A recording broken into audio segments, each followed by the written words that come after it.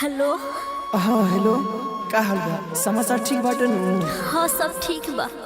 तू काहे रोता रो? बस पूछू ना, रो घरे कब आवतनी? देखा हम अभी नहीं किया सकत अभी तक कि फोन काहे काट देलस।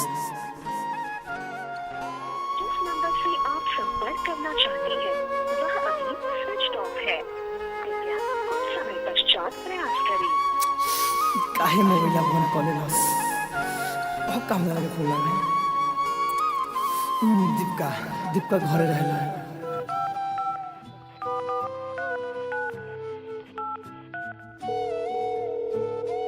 हेलो।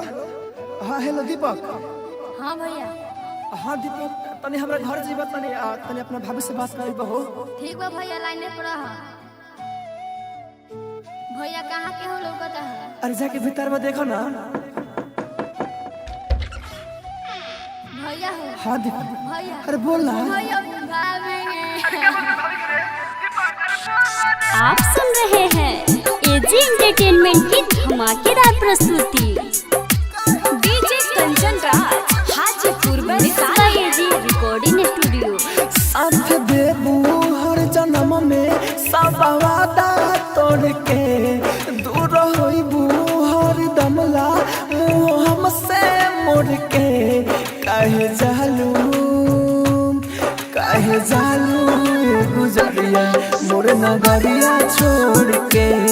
काहे जालू गुजरिया मोर नगरिया छोड़ के।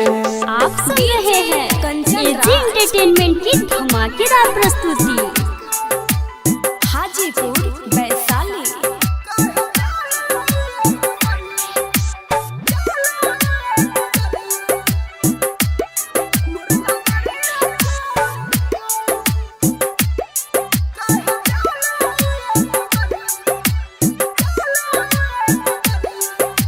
Mix by AG recording studio.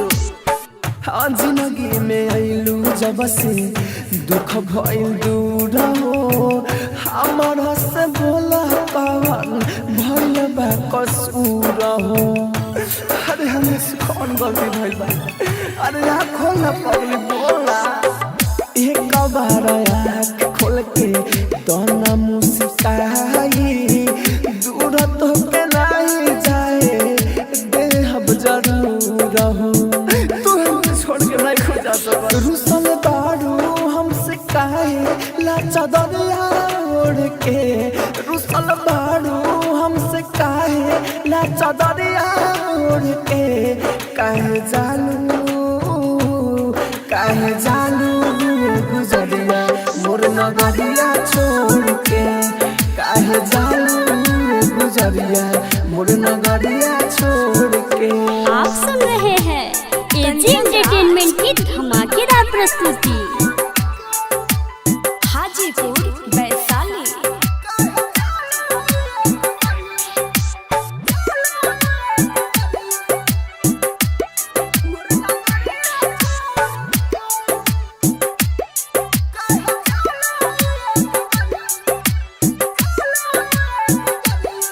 Mix by AG recording studio.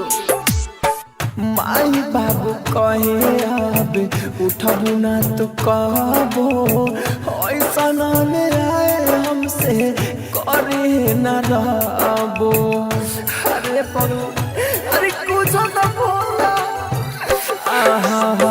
Rahul राजा धानी रोए उठे नहीं डर से। अमित हसी कविता करे कैसे घर से।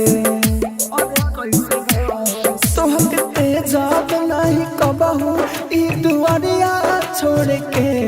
तोहके तेजाब नहीं कबहू ई दुआरिया छोड़ के। काहे जालू गुजरिया मोर नगरिया छोड़ के। काहे जालू गुजरिया मोर नगरिया छोड़ के। रोशनपुर सपहा।